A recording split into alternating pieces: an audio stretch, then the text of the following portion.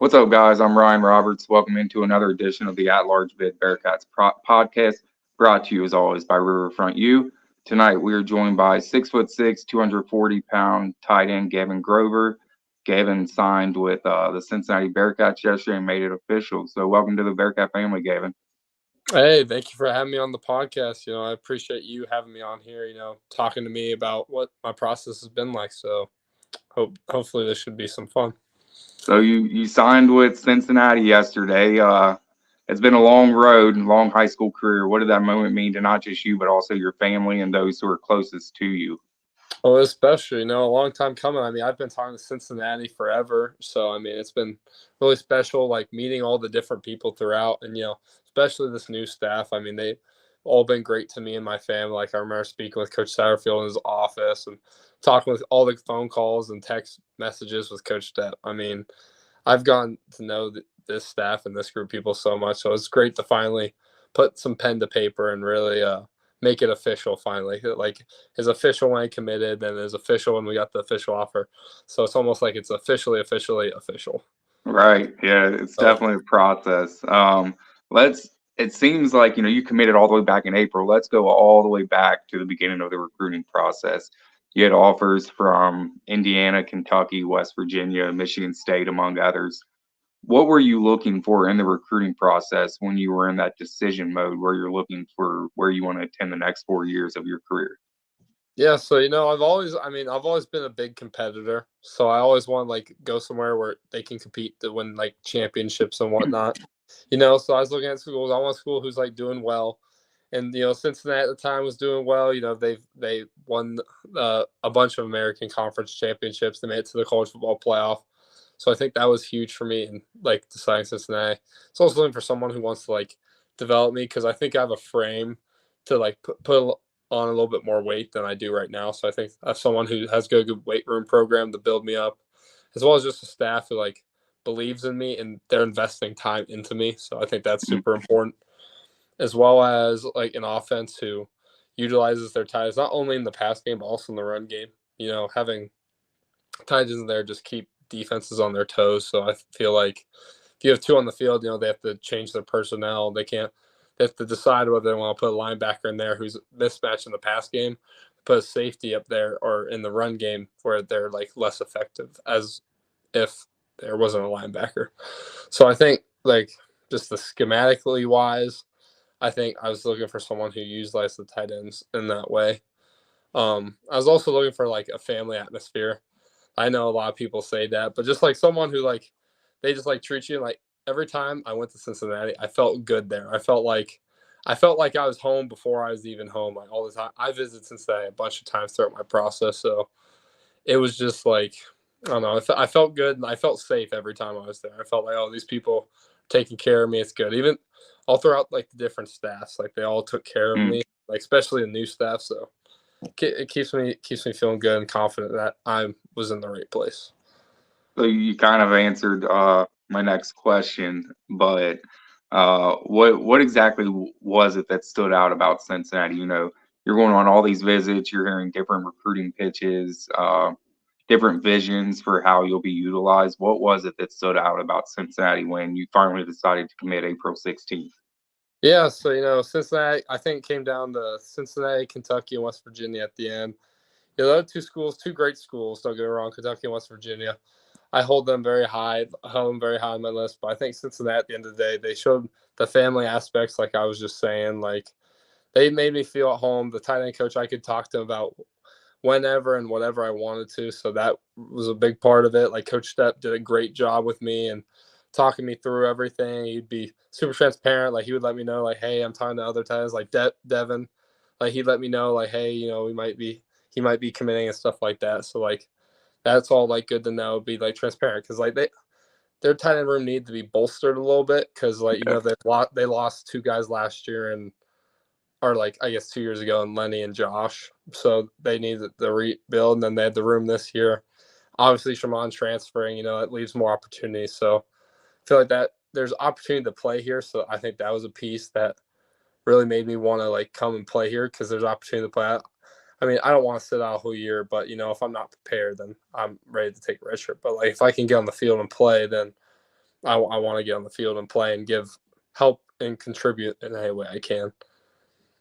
You kind of hit on Coach Stepp, so that'll kind of lead into what's that relationship like with Coach Stepp, a guy that extremely, very much so a family man, very humble, energetic. What's that relationship like with him? Well, that's great. I can talk to him about anything whenever. I just had him for the home visit. That was a great time. Him seeing my house and everything, and him just like talking to my parents and family like they've known him forever, and we've only really known him since like around like probably March is when we really like met him, because like he was there in January, but we didn't really know him at all because he was the wide Yeah, receivers coach, and like that was just when the new staff all got there.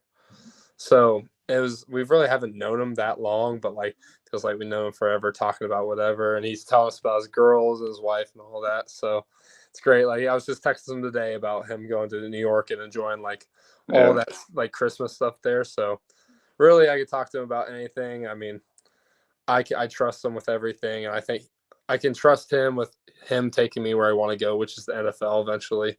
So I think that really helps out with the process and deciding to go to Cincinnati. So a lot of different staffs have probably told you their vision for you. What has Cincinnati told you in terms of how they're going to utilize you in their offense? Yeah, so I mean they wanted me to be able to block, because in high school I blocked a little bit, like this year more than the other past Mhm. years. Coach Barrs asked me to get in the run game and block, and they've been pretty like happy with seeing me sticking my nose in the run game more and being physical with people. I think that also helps that I've added quite a bit of size, and like I'm now 240 pounds, so it's easier to push people around at that weight. So I think that they want to get me in the run game because I got a frame to have the body that like maul people in the run game, especially in the Big 12. That's what they were looking for. Like me and Devin are both big tight ends, so we can push people around because there's big D linemen in the Big 12. It's a Power Mhm. Five conference, so they want us both to be able to move people around, as well as I have the tools necessary like in the pass game. Obviously they're gonna have to work with me. Make some quicker cuts here and there. In and out of breaks faster. But like I've ran almost all the routes, and I credit that to my high school coach.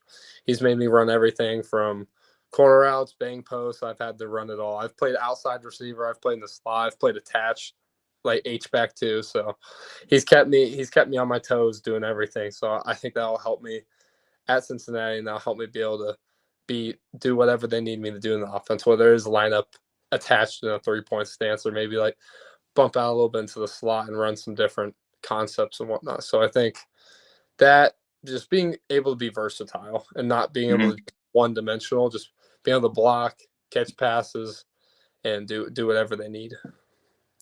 Josh Wiley, you brought up him. Him and Lenny Taylor, two guys that had a lot of success playing together. How do you see you and Devin working with one another at that tight end position? I mean, we've already been talking a lot. I mean, I've known Dev throughout the whole recruiting process because, like, they usually keep the position groups together. So I've been talking to him at tight end a little bit. Like, I remember one visit we were talking together a whole bunch. So, like, we literally talked the whole time during the visit. So we've known each other, and I think we'll work well together. I think we both see that there's opportunity in this tight end room with only really 2 or 3 guys coming back to the room. So I think it's nice, knowing that, but we both have that opportunity, and we're both going to compete with each other. And that's going to make it that much better for the both of us. I think hopefully we can be a dynamic duo eventually here in a few months. So I'm excited to see how it develops and how the offense utilizes us both. So Cincinnati was going through the transition into the Big 12 this year. Did that have any impact on your final decision? And same with, the Nikes. I don't think the Nike stuff matters as much on the football side, but did either of those transitions play a role in your commitment? I mean, I think Cincinnati's gone through a lot of transitions. After that college football playoff appearance, Coach Fickle initially made those plans, and now Coach Satterfield's carrying them out. Like with the Nike, I mean, the Nike deal is pretty cool. I mean, everybody likes Nike apparel, so that's pretty sweet. And then, the Big 12, I think, is the really most important thing. I mean, playing Power Five football is like a lot of kids' dreams, so that's like kind of cut and almost like sealed the deal for me. And then that brings a lot of momentum because kids are like, oh, now Cincinnati is like this really getting rolling. So even more kids, the 2025s, 2026s are now going to be like, oh, we got to go play there. That's they're legitimate programs. So I think that helps with the recruiting. And then that also helps with like now if Power Five conference they need the Power Five facility. So like that huge $34 million facility they have, Hmm. like that's gonna be a huge push. And like it's nice to have that. Like I mean, you've seen like the renderings online, like those are pretty sweet. So I mean Yeah, I'm excited to see what that all entails. I think that'll just it just elevates everything, elevates recruiting, elevates how the players train, how they practice, even how they eat. Like, just it's pretty impressive. did Scott Satterfield joke with you during the recruiting process that the indoor practice facility renderings were his screen lock? Oh yes, I think he actually showed me. I had a meeting with him. I want to say maybe in the spring, and he had a bunch of pictures in his office too, like a bunch of like posters up and stuff. So is pretty neat. I believe I saw those though on his phone. Yeah. Those are pretty So neat. right. So Cincinnati obviously has three guys at the tight end position in the NFL right now: Travis Kelsey, Josiah DeGuara, and Josh Wiley. Are there any tight ends or professional players that you try to model your game after? Yeah, obviously with him being the best tight end in the league, I'd like to model my game after Travis Kelsey. I Mm, think he's a little different. I think he's a little more like strictly receiver based, but I like to rate his success, like the way he like moves his body on the field, like his ball controls elite, and how he like positions his body between the like ball you man type stuff. And then also I like watching Mark Andrews. I think I'm a more similar body type. He's a thicker dude, but he can still like make those plays, run those like nice routes.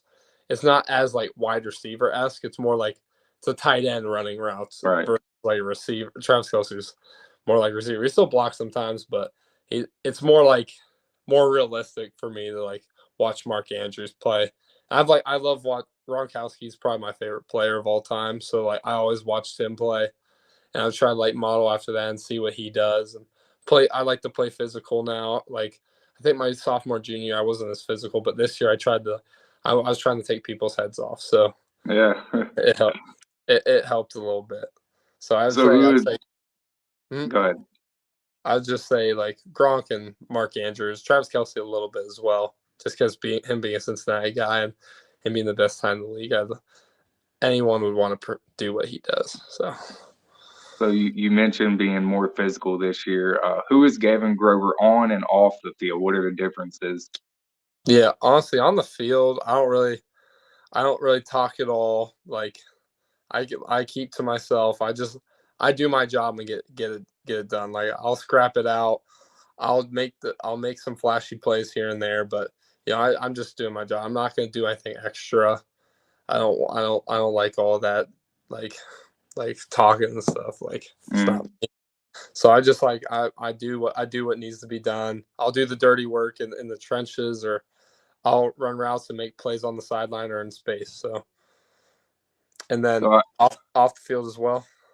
yeah, yeah. Off What field, do you like off I'm the kind of field? relaxed, laid back. I kind of just try to keep it easy going. I'm honestly down for anything, whatever. Like me and my friends are always just doing random stuff, like driving around, going to sheets, roosters, big one for us. So I'm kind of just go with the flow type of dude and just chilling.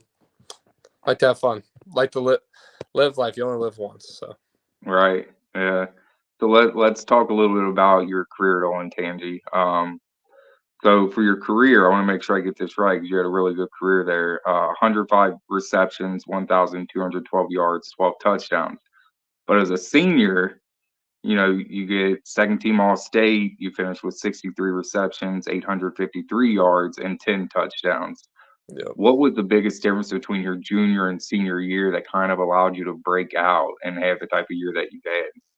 Yeah, I think I work after my junior season. I was a little disappointed with like how I performed. I mean, and also like wanting to have a good senior season because our team we went 4-7 my sophomore, so we were obviously disappointed with that record. So working hard like to like make our team better. Like I was working hard with our quarterback Ethan Grunkemeyer as well as my other teammates in that senior class. working hard with that as well as just like putting extra work in the weight room. I really hit the weight room that summer super hard because I wanted to like change my body. I wanted to be able to make those blocks that I knew Cincinnati would want me to make eventually because I have the frame to do it. It's just like the want to do and like the will to do. It's like it's a mindset. It's a mindset. So I think that as well as like just reps with the quarterback, catching footballs from him. We played together since fourth grade, so like just keeping that going and just continuing to build that trust. Like we worked through routes, like we ran routes like 3 times a week at one point. I thought he was gonna throw out his arm. So it was just that type of stuff, just like grinding your face off. Right. So Yeah. So you're gonna get on campus in a couple weeks. You're one of the 10 early enrollees that Cincinnati has. What what went into that decision to early enroll, and walk us through that process? Because I don't think some people understand the steps and hurdles that you have to overcome to be able to do that. yeah, so honestly, originally I was not planning on early enrolling. I was actually going to stay. I was going to play my full basketball season. I was also going to play my volleyball season. A lot of people don't know this, but I also played volleyball in the spring with my school team. And we've been pretty good in the past, so I honestly wanted to come back for my senior year because our freshman year was really good. The last 2 years have been so-so, so I want to come back and lead to a good senior year. But, I've been talking to the coaches, midway through the football season, I kept telling the coach that, he lost like some tight ends, some of them got hurt and all that. And it coach said, keep emphasizing, like obviously he said like he was cool with me like not coming early because he understands, I'm a competitor. I want to enjoy high school. You only have high school once in your life. So he's cool with me and with me doing that. But he kept talking to me, be like, hey, I can't wait to have you guys here. And I was like, you know what, I want to like this is what I want to do for the next 4 years and hopefully another 5 to 10 years after that in the NFL. That's the dream. And so I wanted to. Football's my thing, so that's what made me kind of want to go early. Put that extra work in and work on the upper body strength, work on maybe the speed and agility that I'm gonna need when I get to that level playing in the Big 12. So I think just wanting to improve myself, and also want to be able to compete in spring ball. I feel like spring ball is a huge part of development. Just not only like having those tough practices, but also having the spring game, like kind of like it's a first test of like real college football live Mhm. competition. So I feel like that's a huge step in the process. Is it kind of weird to you that you're gonna probably go from spring game to prom maybe in the same week or two? Yeah, yeah. So I was thinking about that. Me and my other friend who's early enrolling. We think we might both come back and do all that. So that'll be kind of interesting. I don't know how that's all going to transpire. A lot of planning with my mother probably is what's Yeah. that's going to go on. She's gonna be like, all right, you got to leave on this day. You got to get back this day you got to be here for your lifts on Monday or something like that. So I bet we'll plan all that out here soonish. My mom probably already has it planned out. I just don't know yet. Yeah. So what are you looking forward to most with getting on campus? Honestly, talking to other like the recruits and like obviously I have all my best friends here in Lewis Center. But like I'm like ready to build some like new relationships, and like meet the new people because I've kind of been around the same people pretty much my whole life. So Yeah. it'd be nice to like get out there, see some new people. I mean, a lot of kids from my high school go to Cincinnati, so it'll be cool seeing some old friends I haven't seen in a while down there. But also just like get to know the guys who I'm going to be grinding with and trying to turn this thing around and get this team going. I mean, we're all super excited. I love talking to the group chat to them. Like we are just talking about how a bunch of the guys won state championship. Like Mhm. Samaj, Elijah won theirs, Jaquan won his, and who else? Dakari won his state championship. So like we were all pretty hyped for them about that. So just like talking to them and like building those bonds that are going to last us these 4 years when we're all here together. So That'll be special. when Scott Satterfield did his signing day presser yesterday, he kind of mentioned that he was looking for first really good football players, but second character and men with good intentions and wanting to come in and work, coachable. you visited with Corey Anderson and Daniel James, among others. But what is that relationship like with this group, and how much did Scott Satterfield hit on, high character kids in this class, as well as good football players? Oh, for sure. I mean, you have to. I think what he really expresses when you're building a program, especially when he just gets there with a new team, he needs players and dudes who are going to buy into the process that he's bringing with them. I think there could have been some butting of heads this year with the old players and the new, and like kind of meshing that all in. So I think getting the Coach Satterfield getting the guys that are going to buy into his process and do the things that he's asking of us to do. I think that's super important. I think he's done a great job of that with this class.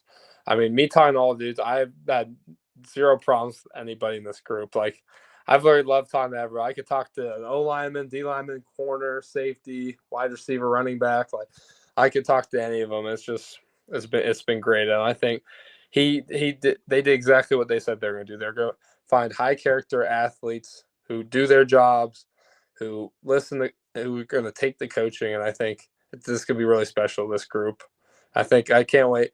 Obviously, we're not going to have half of us when we get there in January, but I can't wait when we see everybody come. I think the spring or whenever they'll come in.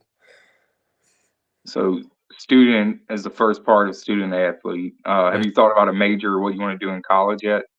Yeah, so I'm going as business undecided. I mean, I just want. I've probably always been pretty good with numbers, so I just kind of go with that. Um, my brother did finance, and I always talk to him about his job and stuff, and his work kind of sounded interesting. So I might like do business finance, but I'm not. I'm honestly not very sure yet. I just got out of high school. I took an economics class, and I liked it at my high school. So Yeah, we'll see. We'll see where that goes. But that's all. That's all I got. And maybe one day want to go into coaching yeah. after it's all said and done. But I have no clue what I'm going to do.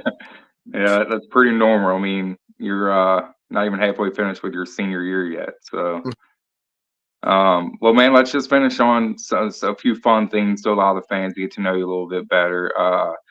What's your pregame go to as far as music or playlist? I mean, I listen to a bunch of different stuff. I've liked Rod Wave. I may not always before a game, but it kind of just gets me like kind of like mentally like relaxed and like locked in. So like Little Baby. I like a song I like Soak City.